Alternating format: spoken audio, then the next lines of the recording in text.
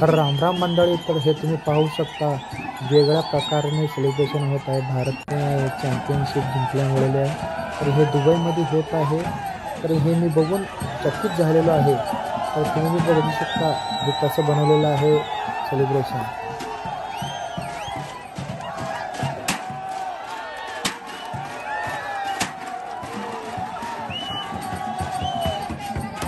मला हे सर्व काही बघून मी भारतीय आहे याचा मला गर्व वाटतो. तर भारताने खूपच झेंडा